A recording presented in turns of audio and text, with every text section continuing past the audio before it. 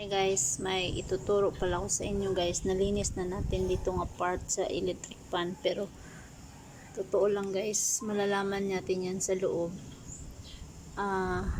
na madumi din. So, siya yung nagkukos na masisira yung electric pan dahil marumi sa loob. So, ngayon guys, screw pala. Bubuksan natin. Subutin na lang guys. Alert ako palagi dahil dala ko to yung laki ako dito guys, naiwan to sa gas.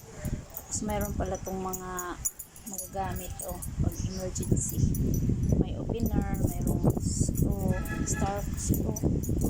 So ayun, perfect, magagamit ko siya sa kailangan. So may star screw, so perfect dito guys.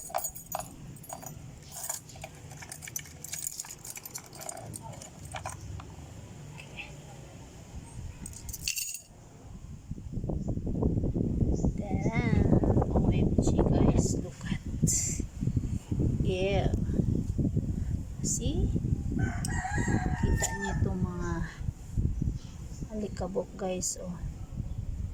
So, kailangan niya tanggalin. Kasi magkukos ng sira yan sa electric pan. Yan. Walisin ko na lang guys para madali. Diba? Matigas yung walis kaya simple pa rin yung electric pan. Diba? Grabe yung dumi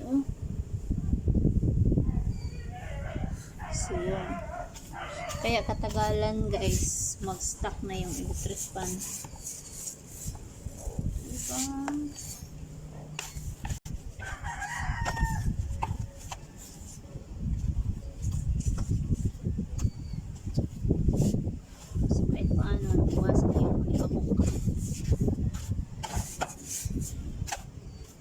Lang yun guys,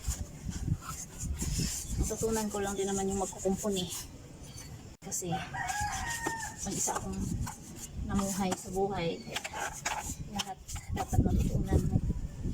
Ito din ang ginagawa ko sa mga gamit ko, binubuksan ko kasi minsan nasilip ko na may marumi kaya binuksan ko. So sana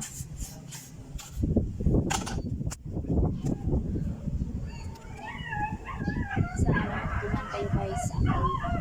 Tinuro ito guys para safety yung mga gamit yung hindi basta masira. Linisin nyo yung loob, dali lang naman yung pag-open pa. So salamat, thank you for watching. See you in the next hour.